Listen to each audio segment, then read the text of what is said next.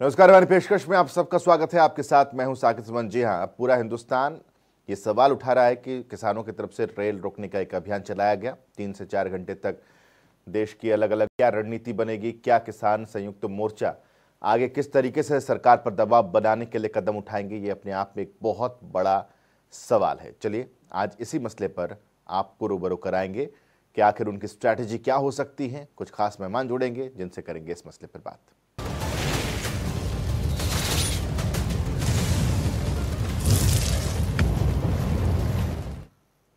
क्योंकि किसानों के मसले पर सियासत लगातार होती चली जा रही है और उसी सियासत का एक नज़ारा तब देखने को मिला जब रेल रोकने जैसे मसले पर भूपेंद्र सिंह हुड्डा का एक स्टेटमेंट सामने आया।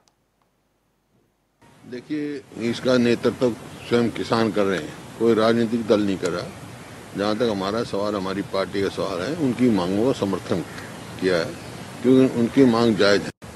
बहुत लंबा आंदोलन हो गया, सरकार को चाहिए कि इनसे वार्तालाप करके इसका समाधान निकले, उनकी बात माने, ताकि किसान जो इतने दिन से बैठा है अपने घर जाए। जी हाँ, तो किसानों की तरफ से रेल रोकने का अभियान बुलाया गया। रेल रोका भी गया शांतिपूर्ण तरीके से। जो 26 जनवरी को जिस तरीके की तस्वीर देखने को मिली थी, वैसी कोई तस्वीर कहीं देखने को नहीं मिली। शांतिपूर्ण तरीके से ये अभियान किसानों की तरफ से चलाया गया। ट्रैक पर किसान बैठे रहे।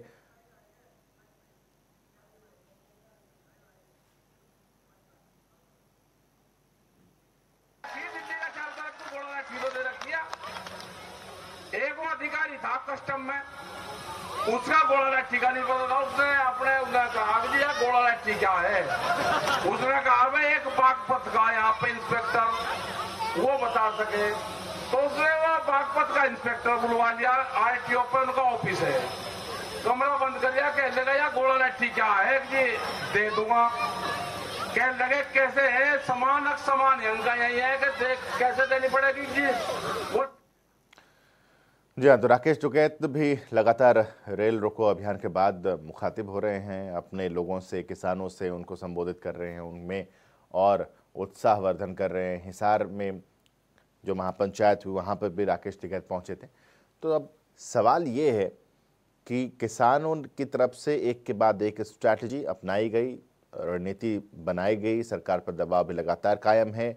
लगातार क्योंकि सरकार के साथ जब आखिरी दौर की बातचीत हुई थी, उसे आखिरी दौर इसलिए कह रहे क्योंकि उसके बाद से कोई बातचीत का सिलसिला आगे बढ़ता हुआ नज़र नहीं आ रहा है।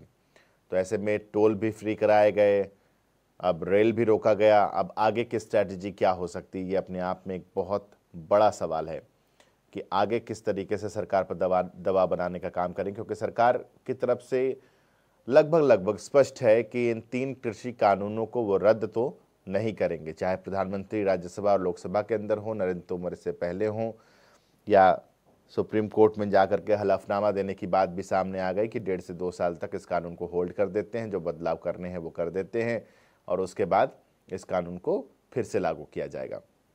लेकिन किसान स्पष्ट कर चुके हैं कि इन 3 कृषि कानूनों को रद्द कराने के अलावा उनकी कोई मांग नहीं है। इन 3 कृषि कानून को रद्द किया जाए, उसके बाद किसानों के साथ बैठ करके नए कृषि कानून पर चर्चा की जाए और उसके बाद जो तय हो उसे नए कृषि कानून में लागू किया जाए। लेकिन सरकार भी स्पष्ट कर चुकी है कि रद्द तो नहीं होगा। प्रधानमंत्री भी कह चुके हैं कि बातचीत का रास्ता खुला है, एक कॉल दूर है वो। 3 खास मेहमान हमारे साथ इस वक्त जुड़े हुए हैं। उन तीनों खास मेहमानों से मिलवाता हूं आपको, उसके बाद चर्चा की शुरुआत करेंगे। भारतीय जनता पार्टी की तरफ से प्रवीण अत्रे जी हमारे साथ जुड़े हुए। प्रवीण अत्रे जी, बहुत बहुत स्वागत है आपका। कांग्रेस की तरफ से सुरेश रौड़ साहब हमारे साथ जुड़े हुए हैं। सुरेश जी, बहुत बहुत स्वागत है आपका। स्वामींद्र जी हमारे साथ जुड़े हुए हैं इस वक्त किसान नेता के तौर पर। स्वामींद्र जी, बहुत बहुत स्वागत है आपका। सबसे पहले स्वामींद्र जी, आपसे जानना चाहता हूँ आगे की स्ट्रैटेजी क्या होगी। अब तो ट्रेन रोक ही लिया आप लोगों ने। देखिए, मैं बता देना चाहता हूं आपके चैनल के माध्यम से, वास्तव में किसान का कहीं भी मकसद कोई रोड रोको या रेल रोको हमारा मकसद नहीं है। हमारा मकसद है ये 3 काले कानूनों को रद्द कराना। सरकार चाहे इन 3 कृषि कानूनों को रद्द कराने के लिए आपको कुछ भी करना पड़े, बेशक मकसद नहीं है लेकिन करना पड़ रहा है। मजबूरी में हमें सारे कदम उठाने पड़ रहे हैं और ये पहली बार भारत के अंदर आप देखेंगे, दुनिया का पहला ऐसा रेल रोको आंदोलन है जिसके अंदर जो यात्री हैं वो किसानों साथ खड़े आपको नजर आए, देश का आम नागरिक खड़ा नजर आया। किसानों ने उनको चाय पिलाई, पानी पिलाया, खाना खिलाया, यहाँ तक कि रसगुल्ले तक खिलाए कि भैया हम आपकी यात्राएं जो हमने व्यवधान डाला है इसलिए हम समय याचक भी हम बंद हुए। पर हमने बताया कि जो आज देश की स्थिति बन रही है, देश के प्रधानमंत्री, देश के गृह मंत्री बंगाल तक जा सकते हैं कि मात्र 20 किलोमीटर देश की जो स्वामी जी अंबाला से भी एक तस्वीर आई जहां पर यात्री काफी परेशान हुए और वो फिर उन्होंने तय किया कि वो सड़क मार्ग से आगे जाएंगे। तो दोनों ही तस्वीरें हैं, ऐसी बात नहीं है कि आप लोगों ने बहुत सेवा की। दूसरी तस्वीर आई अंबाला से, यात्री परेशान थे, वो रिक्शा करके या दूसरे तरीके से रोड से सड़क के रास्ते आगे बढ़ रहे थे। जी ये हम पहले ही मान रहे हैं कि जब भी कोई आंदोलन खड़ा होता है, जब भी आंदोलन होता है तो कहीं ना कहीं लोगों को परेशानियां होती है। पर ये देखिए पहली दफा भारत के अंदर ऐसा हुआ है कि रेल रुकी भी, लोगों के साथ हुए, जनता के साथ हुई और देश की आम जनता ने आंदोलन को कामयाब किया। आज पूरे भारत के अंदर ये आंदोलन जो है, स्वामेंद्र जी आगे क्या? देखिए हम तो सरकार से कह रहे हैं कि सरकार आप हमारी बात मान लें, हम वार्ता को राजी हैं। जितने भी हमारे किसानों के और देश के महापुरुष हैं उनका हम पर्व मनाएंगे। इसी कड़ी के अंदर हम जो है आने वाले समय शिवाजी मराठा का जो शताब्दी है उसको जन्म शताब्दी को मनाएंगे और ऐसे ही तमाम, जैसे आपने देखा पीछे हमने छोटू राम की 1919, इसी प्रकार जो किसान आंदोलन में और जो भारत की आजादी में जिन्होंने योगदान दिया, जो हमारे वार जो है योद्धा है देश के और जिन्होंने देश के लिए आंदोलन लड़ा है, हम उनको श्रद्धांजलि देंगे। आने वाले समय में ये आंदोलन इसी तरीके से, इसी गति से आगे बढ़ता रहेगा। देश की आत्मा के साथ, पवित्रता के साथ इस आंदोलन का संबंध है। स्वामेंद्र जी कि अगर सरकार नहीं मानती है तो पश्चिम बंगाल में जाकर के चुनाव में एंटी बीजेपी कैंपेन करेंगे आप लोग? देखिए बिल्कुल सही बात है। आपने देखा होगा सबसे पहले हरियाणा प्रदेश के अंदर ही हमने काम किया। खरगोदा का उपचुनाव था, हमने मुख्यमंत्री जी को खुले तौर पर ललकारा और हमने बताया था कि मुख्यमंत्री जी अगर आप किसान के साथ नहीं है और किसान की अगर आप बात नहीं करेंगे तो आपको ये उपचुनाव हम जीतने नहीं देंगे। और यही कारण रहा कि खरगोदा के अंदर हमने महापंचायत बुलाई थी। उस 28 सितंबर को आपने देखा हुआ कि जब भगत सिंह जी का जन्म दिवस था, उस दिन पूरे खरगोदा विधानसभा से 52 के 52 गांव चलकर आए थे और उन्होंने फैसला लिया था कि जो हमारे बीच में नहीं है वो हमारे वोट का अधिकारी नहीं है। हम इसी तर्ज के ऊपर अब बंगाल की तरफ भी कूच करेंगे, बंगाल में जाके ये बात बताएंगे, बंगाल की जनता को, सिलीगुड़ी की जनता को आपको बताएंगे कि भाई देखिए किस प्रकार से इंडस्ट्रियलाइजेशन ने और किस प्रकार सामंतवाद ने आपका एंटी बीजेपी कैंपेन करेंगे ना? Anti BJP campaign, anti BJP नहीं, एंटी किसान, जो किसान के खिलाफ है, जो किसान के साथ नहीं है, हम उसके खिलाफ होंगे। भले वो बीजेपी हो, भले वो कांग्रेस हो, भले तृणमूल कांग्रेस क्यों ना हो, हम उसके खिलाफ बोलेंगे जो किसान की इस आंदोलन में साथ नहीं है। तो कहने का तो मतलब बीजेपी का ही इशारा होगा ना? बीजेपी एक 3 कृषि कानून लेकर आई है, टीएमसी थोड़ी लेकर के आई है, ममता दीदी थोड़ी लेकर आई है। ये बीजेपी को समझना होगा कि वो किसानों के साथ है या नहीं। ये फैसला माननीय प्रधानमंत्री को करना होगा, जो गंगा सागर तक पहुंच जाते हैं, जो अपना जो है मद्रास पहुंच जाते हैं, पर वो किसानों से मिलने के लिए दिल्ली की दहलीज तक नहीं आते, किसानों के बीच में करना चाहते, वो सिर्फ राजनीति जो है उसको सीखना चाहते हैं। प्रवीण जी क्या क्या और रुकवा के मानेंगे आप लोग? देखिए साकेत, ऐसा है कि जब भी हमने इस विषय पे चर्चा की, मैंने हर बार एक बात को दोहराया और आज फिर दोहराता हूँ कि यह किसान आंदोलन नहीं है, विशुद्ध रूप से राजनीतिक आंदोलन है। पहले जो राजनीति पर्दे के पीछे हो रही थी, पहले जो विपक्षी दल पर्दे के पीछे से काम कर रहे थे, एक काम ये अवश्य हुआ कि जिस वक्त 26 जनवरी के दिन लाल किले पे देश को शर्मसार करने की घटना घटी, जो किसान थे, किसान भाइयों को समझ में आ गया ये खेल और वो इस आंदोलन से पीछे हटने के लिए, लेकिन उसका नतीजा ये निकला कि ये जो लोग पर्दे के पीछे थे ये पर्दे के सामने आ गए। अब आप देख रहे थे स्वामी इंद्र जो है जहाँ स्पष्ट तौर पे अपना मंशा प्रकट कर रहे थे, स्पष्ट तौर पे बता रहे थे कि साहब अब ये गैर राजनीतिक नहीं है, अब ये पूरी तरह से राजनीति है। अब हम चुनाव की बात भी करेंगे, हम चुनाव में प्रचार की बात नहीं करेंगे। मतलब जो पर्दे के पीछे खुल के पर्दे के सामने आ गई, एक तो काम ये हो गया। देखिए, दूसरी बात, यहाँ पे मुख्यमंत्री माननीय मनोहर लाल जी का नाम लेके स्वामी इंद्र जो है वो अपना वक्तव्य दे रहे थे। मेरा स्वामी इंद्र से एक सवाल है। स्वामी इंद्र 2014 में जब मुख्यमंत्री मनोहर लाल हरियाणा के मुख्यमंत्री बने, उससे पहले की जो सरकारें थी वो किसानों की फसलें एमएसपी पे नहीं खरीदती थी। ना तो बाजरा खरीदा जाता था, ना सरसों खरीदा जाता था, ना सूरजमुखी खरीदा जाता था। अब ये सरकार एक योजना लेके आती है, मेरी फसल मेरा ब्यौरा, और एमएसपी पे किसान का एक दाना खरीदा जाए ये सुनिश्चित करती है। लेकिन आपको ये मुख्यमंत्री तो पसंद नहीं है, इनके खिलाफ तो आप प्रदर्शन करेंगे। जो मुख्यमंत्री बाकायदा मेरी फसल मेरा ब्यौरा के साथ साथ ये सुनिश्चित करता है,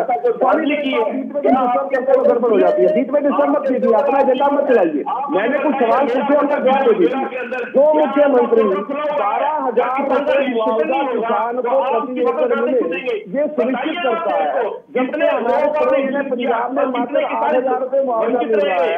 स्वामीनाथन रिपोर्ट में 10,000 रुपए प्रति एकड़ की किसानी होती है, हरियाणा प्रदेश के अंदर 12,000 रुपए दिया जाता है। वो मुख्यमंत्री आप विरोध करेंगे। जो मुख्यमंत्री किसान की एक दाना खरीदा जाए कोरोना काल में, इसके लिए बाकायदा मरीजों की संख्या बढ़ा देते हैं, किसानों को कोई समस्या न आए ये सुनिश्चित करते हैं, वो मुख्यमंत्री आपको पसंद नहीं है। मैं नाराज इस बात पे हो जाता हूँ स्वामी इंद्र, जो मुख्यमंत्री 5400 करोड़ रुपया मुआवजे के तौर पे हरियाणा प्रदेश में किसान भाइयों में बांट देते हैं, जबकि 2014 से लेके 1996 तक जितनी सरकारें रही सबके मुआवजे का टोटल मान लीजिएगा 5400 करोड़ रुपए नहीं होता। आपको वो मुख्यमंत्री पसंद नहीं है तो आप क्यों नहीं कह देते? आप अपने राजनीतिक एजेंडे पे चल रहे हैं। ठीक है, आप दोनों को रोक रहा हूँ, आप दोनों को रोक रहा हूँ। एक बार सुरेश रोड साहब के पास चलता हूँ। सुरेश रोड जी, अब भारतीय जनता पार्टी का लगातार ये आरोप है, पहले भी लगाते रहे, अब भी लग रहा है कि विशुद्ध रूप से राजनीति से प्रेरित है, और राजनीति अगर कोई कर रहा है तो कांग्रेस के अलावा कोई नहीं। साकेत जी, मैं यहीं से शुरुआत करता हूं, आपने मुझसे पूछा। देखिए, ये 26 जनवरी से पहले बिल्कुल और किसान आंदोलन था। बीजेपी ने, माननीय प्रधानमंत्री नरेंद्र मोदी की सरकार ने 26 जनवरी इस आंदोलन को लाल किले पर राष्ट्रीय झंडे का अपमान करने की इजाजत देकर इसको राजनीतिक कर दिया। विपक्ष के पास भी हमारे पास क्या चारा बचता है? हम किसानों को भगवान के भरोसे थोड़ी छोड़ देंगे। हमारे नेता आदरणीय राहुल गांधी जी ने कहा कि पूरा विपक्ष किसानों के कंधे से कंधा मिलाता है, इसका साहस की कोई साजिश राष्ट्रीय झंडे के अपमान सुरेश रोड जी, करने की भी क्यों ना हो। हम सुरेश रोड जी, एक सेकंड। उसके बाद सुरेश रोड जी, आंदोलन सुरेश रोड जी बताइए, आप ये कह रहे हैं कि दिल्ली पुलिस ने उन प्रदर्शनकारियों को अंदर आने दिया, तिरंगे का अपमान करने दिया भारतीय जनता पार्टी के इशारे पर। अगर केंद्र में आपकी सरकार होती और दिल्ली पुलिस आपके पास होती तो इन प्रदर्शनकारियों पर आप गोली चलवा देते? साकेत जी, हिंदुस्तान के जो प्रदर्शनकारी हैं वो कभी 2 लाख से ज्यादा किसान 2 लाख से ज्यादा समय दिल्ली के उस पर बैठे रहे, लेकिन वो रिंग रोड चढ़ने दिया मोदी ने। ये कैसे संभव हो सकता है कि सिक्योरिटी डे को 26 जनवरी को अंदर 50-60 सिर फिरे लोग नहीं, जो मैं पूछ रहा हूँ उसका जवाब दीजिए ना। जो मैं पूछ रहा हूँ रोड साहब, सुरेश जी, जो मैं पूछ रहा हूँ उसका जवाब दीजिए। सुरेश जी, क्या नहीं दिल्ली पुलिस आपके पास होती तो गोली चलवा देते? सुरेश जी, मेरे सवाल का जवाब नहीं दे रहे आप। मेरे सवाल का जवाब नहीं दे रहे। मेरे सवाल का आप जवाब नहीं दे रहे सुरेश जी। मैं पूछ रहा हूँ गोली चलवा देते? पार्लियामेंट्री कमेटी के थ्रू इस जांच की मांग करती है कांग्रेस पार्टी। सुरेश रोड साहब, तो गिरफ्तारियां हो ही रही हैं, कुछ कहना चाहता हूँ। गिरफ्तारियां हो ही रही हैं, दूध का दूध पानी का पानी हो ही जाएगा। लेकिन एक ठीक है, अत्रे जी आता हूँ एक बार। स्वामींद्र जी, आपसे एक सवाल कर लूँ, उसके बाद अत्रे जी आपके पास आ रहा हूँ। आप लोगों ने स्पष्ट कर दिया है कि 3 कृषि कानून रद्द हों, इसके अलावा कोई ऑप्शन नहीं है। कुछ दिन पहले गुरनाम चढ़ूनी का एक स्टेटमेंट सामने आया था, एमएसपी पर अगर कानून बना देते हैं तो हम फिर से सोच सकते हैं बाकी संशोधनों पर।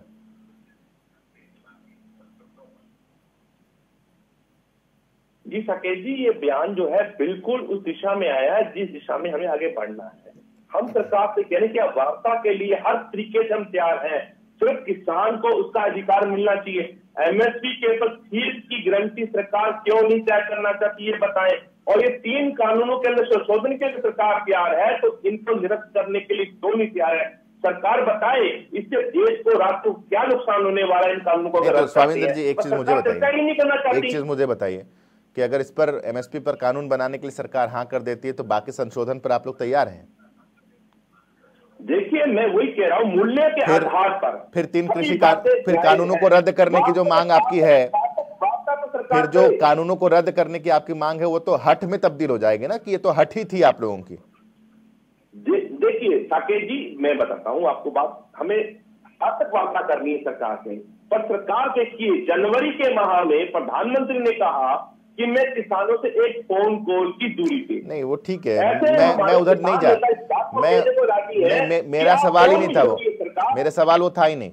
मैं ये पूछ रहा हूँ कि अगर एमएसपी पर कानून बनाने के लिए सरकार तैयार हो जाती है तो बाकी संशोधन आप लोगों को एक्सेप्ट हैं? संशोधनों के ऊपर देखना होगा कि उनमें क्या बात है जो संशोधन की सरकार लेके आई। अभी तो सरकार तो अभी तक आप लोगों ने देखा नहीं है क्या उसको? संशोधन होगा, आप लोगों ने देखा नहीं है सरकार के प्रस्ताव को?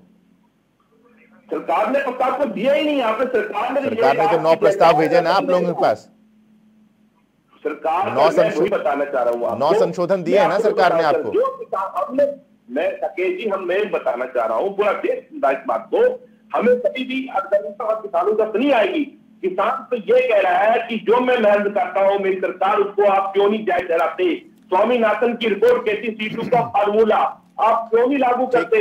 सरकार आप जो ये पूंजीपतियों को फायदे के लिए कानून लेके आए हैं, इस कानून के अंदर एक प्रवीण जी, किससे किसान को फायदा होने वाला है? ठीक है स्वामींद्र जी, प्रवीण जी, क्या सरकार ये मान चुकी, मन बना चुकी है कि किसान अब सरहद पर अपना घर बना ले, जिस सड़क पर है उसी सड़क पर 4 दीवारी डाल दें, अपना घर बना ले? सरकार तो मानने वाली नहीं है। देखिए ऐसा साकेत, जहां तक सरहद की बात है, आपका चैनल भी लगातार रिपोर्टिंग कर रहा है, बॉर्डर की तस्वीरें आप लगातार दिखा रहे हैं, मैं उस पर नहीं जाऊंगा क्योंकि वो सच्चाई आप दिखा रहे हैं और जनता देख भी रही है कि आज स्थिति क्या है। लेकिन मैं कुछ बातें जरूर कहूंगा। यहाँ पे ये बात नहीं कि साहब सरकार ने प्रस्ताव नहीं दिया, हालांकि आप ही ने स्पष्ट कर दिया कि सरकार ने जो 9 आशंकाएं थी उनके निवारण का प्रस्ताव पहले दिया था, जिसपे किसान संगठन के नेता लगातार सवाल खड़े करते रहे। आखिरी वार्ता में सरकार ने प्रस्ताव दिया कि हम 1.5 साल के लिए कानूनों को निलंबित कर देते हैं और एक कमेटी बना देते हैं जिसमें सरकार के नुमाइंदे और किसान संगठन के नुमाइंदे दोनों होंगे और वो आपस में चर्चा करके जो भी संशोधन करना चाहे उस पर एकमत हो सकते हैं। लेकिन हो क्या रहा है, सरकार ने अपना प्रस्ताव दे दिया, सरकार ने ये कह दिया कि किसान भाई चाहे तो आगे आके इससे बात कर सकते हैं, प्रधानमंत्री जी ने कह दिया एक फोन कॉल जरूर। अब जो प्रस्ताव सरकार ने दिया है, अगर किसान संगठन के नेता चाहते हैं कि इसका हल हो तो इनको आगे बढ़ने ये कहना है कि जो सरकार ने प्रस्ताव दिया है हमें वो प्रस्ताव मंजूर है, हम एक कमेटी बना के उस कमेटी को चर्चा करना चाहते हैं। प्रधानमंत्री दिल्ली में बैठे किसान क्यों नहीं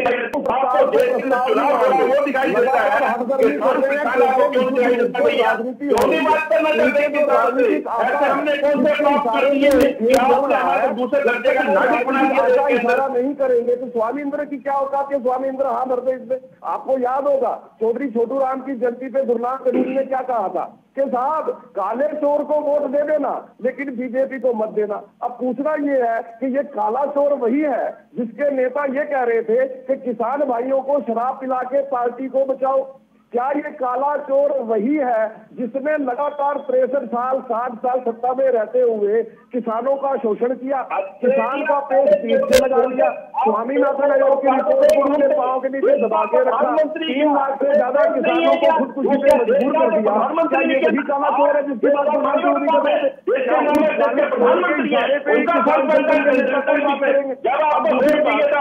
के प्रवक्ता कह रहे थे, कांग्रेस के प्रवक्ता ये कह रहे थे पार्टी के इशारे से लाल किले को जो हुआ उनसे सवाल किए तो जब कांग्रेस ने अपनी कार्रवाई की तो कांग्रेस उनको कानूनी सहायता मुहैया क्यों करवा रही है? इनसे ये पूछिए कि जो दिशा रवि, जो लड़की का पीजेएफ के साथ संबंध है, जब उसको पुलिस ने कार्रवाई की तो कांग्रेस उसके समर्थन में क्यों खड़ी हो गई? इनसे ये पूछिए कि जिस वक्त सिद्धू को एनआईए ने नोटिस दिया था, क्या कारण था कि रणदीप सुरजेवाला प्रेस कॉन्फ्रेंस में चिल्लापो करने लगे कि एक इंग्लिश पढ़ा लिखा किसान इन्हें हजम नहीं हो रहा, उसको सुरेश रोड जी से जवाब लेते हैं। सुरेश रोड जी स्वामी जी, ये जो प्रवीण अत्रे जी जो बात बता रहे हैं, इनको पूरी बात का पता नहीं है। मैं बताता हूँ, जब दीप सिद्धू किसान आंदोलन में आता है, गोदी मीडिया वहां आकर दीप सिद्धू को हाईलाइट करता है ताकि ये किसानों का खेल बिगाड़ने में कामयाब रहे। इसीलिए आप उसके समर्थन में बोल रहे थे, इसीलिए आप ये एतराज कर रहे थे कि एनआईए ने नोटिस क्यों दे दिया दीप सिद्धू को, इसलिए विधवा विलाप कर रहे थे रणदीप सुरजेवाला, इसलिए दीप सिद्धू के समर्थन में खड़े थे रणदीप सुरजेवाला। जवाब दीजिए, यहाँ जनता सुन रही है, क्यों आप दीप सिद्धू के समर्थन में खड़े थे उस वक्त? बताइए दीप सिद्धू किसका आदमी है? जब पुलिस लाल किले पे जो शर्मसार करने की घटना हुई, जब पुलिस ने उन लोगों को गिरफ्तार किया तो उनको कानूनी सहायता कांग्रेस क्यों मुहैया करवा रही है? कांग्रेस क्यों उनकी रिहाई की बात करती है? बताइए जनता को। अरे देश विरोधी ताकतों के साथ आप खड़े हो जाते हो। पोएटिक जस्टिस फाउंडेशन जो खालिस्तान बनाने की बात करती है, उसके साथ आप खड़े हो जाते हो। सच्चाई ये है कि आपको किसानों से कोई लेना देना नहीं है। आपकी समस्या ये है कि देश का गौरव जो अंतर्राष्ट्रीय स्तर पे बढ़ रहा है, वो कुछ लोगों को हजम नहीं हो रहा है और उन लोगों के साथ आप खड़े हो जाते हो। सच्चाई ये है, कांग्रेस किसानों के कंधा का इस्तेमाल करके अपनी राजनीतिक रोटियां सेकने की कोशिश कर रही है, ये सच्चाई है। देगा जैसे पंजाब में आपको दिया है कल, आपको शर्म नहीं चाहिए? आपने तो ऐसा है रोड साहब, ये जनता पे छोड़ दीजिए, जनता तय कर लेगी, लेकिन पहले आप अपनी स्थिति स्पष्ट कीजिए कि आप देश के साथ हैं या पीजेएफ के साथ हैं। पहले आप ये स्पष्ट कीजिए कि आप देश के साथ हैं या रिहाना के साथ हैं। पहले आप ये स्पष्ट कीजिए कि आप देश के साथ हैं या ग्रेटा थनबर्ग के साथ हैं। पहले ये स्पष्ट कीजिए कि कांग्रेस देश के साथ है या मियां खलीफा के साथ है। पहले वो तो स्पष्ट कर दीजिए। हमारे इतिहास में अगर रेत रास्ता भटक जाती थी, अरे आपकी पार्टी के नेता को तो चलिए ठीक है। आप सभी खास मेहमानों का बहुत बहुत शुक्रिया हमारे साथ इस चर्चा में शरीक होने के लिए। बहुत बहुत शुक्रिया आप सबका। लेकिन हम सबको इंतजार है सरकार की तरफ से अगले कदम का, कि सरकार क्या अगला कदम बढ़ाती है इस किसान आंदोलन को खत्म करने के लिए, और दूसरी तरफ इंतजार इस बात का भी कि किसान क्या कदम उठाते हैं इस आंदोलन को आगे बढ़ाने के लिए। दोनों ही पक्ष पर, दोनों ही पहलुओं पर हमारी नजर लगातार बनी हुई है। इस पेशकश में अभी के लिए बस इतना ही। थोड़ा सा ब्रेक ले रहे, खबरों का सिलसिला लगातार जारी रहेगा।